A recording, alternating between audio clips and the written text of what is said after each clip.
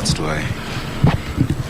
Thank you very much, Your Excellency, Dr. William Samoei Ruto, the President of the Republic of Kenya and Commander-in-Chief of the Kenya Defence Forces, Your Excellency, Deputy President Rigathi Gachagua, Your Excellency, Prime Cabinet Secretary Musalia Mudavadi, Honorable Kipchumba Murkomen, and the Cabinet Secretaries here with us, Moses Kuria and Zach, and all of the other CSs who might be here.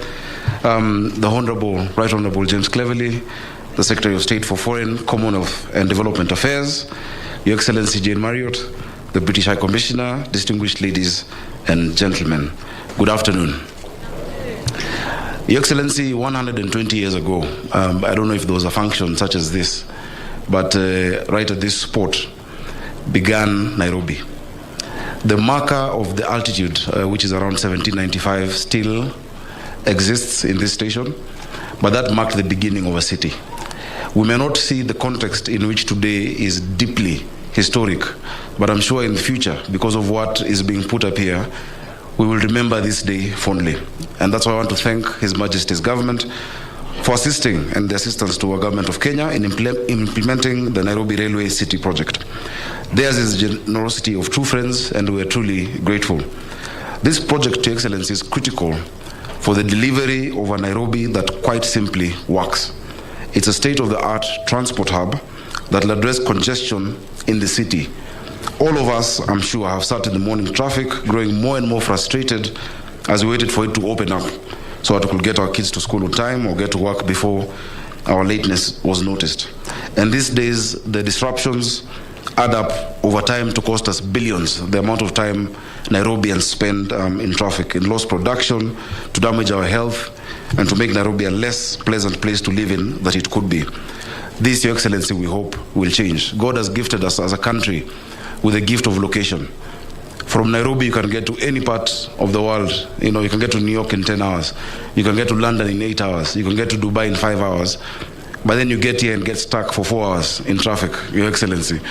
We must be able to use that advantage that we have of geography to make Nairobi and Kenya truly the financial and economic hub of the region, and that will only happen by unlocking. This is the only capital, a global growing capital, global hub, where the only thing public about public transport is the passengers. Your Excellency, this needs to change.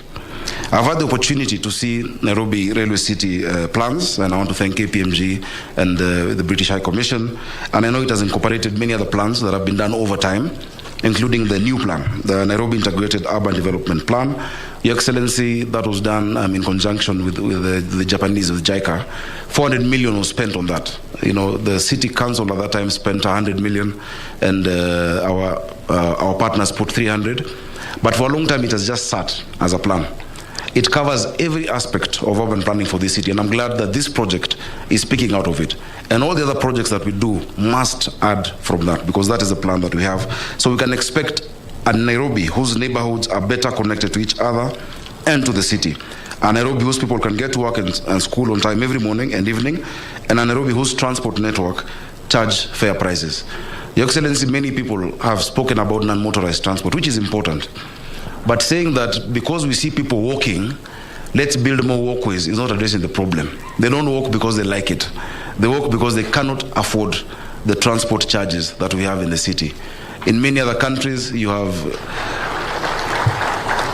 And so very early at 5 a.m., you'll find thousands of people coming down from Kibera, from different parts of the city, because they have no choice.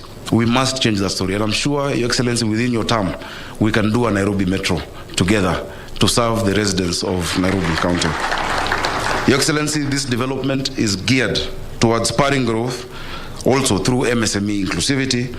Most businesses, of course, we know in Nairobi are small, and if we hope to make a difference, then we'll need to start growing them from the bottom up. So this is not just a transport hub, but Your Excellency, as you've been shown, it brings together many, many other things.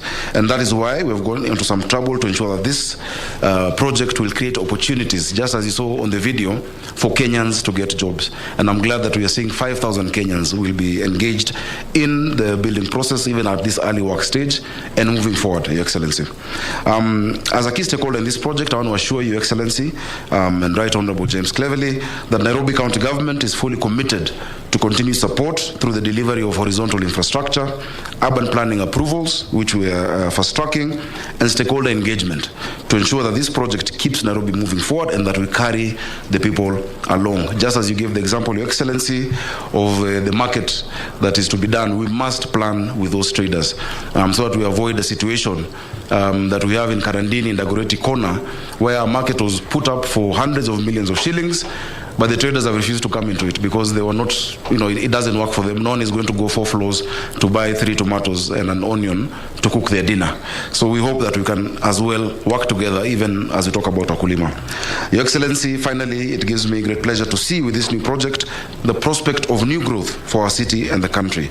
The arrival of this railway 120 years ago in this location planted the seed from which our great city has grown.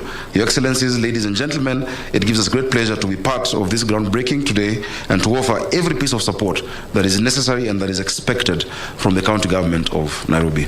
Your Excellency, before I call the Cabinet Secretary, allow me to also acknowledge the presence of the area MCA, Honorable Kwenya, who is here. He is our landlord, and we are grateful that Mheshimiwa Kwenya is here, and we will work with him in engaging all who will be affected by this work. Also, I know we have the Transport Committee. I'll allow the Cabinet Secretary to mention the members of the Transport Committee from the National Assembly. Thank you very much, Your Excellency.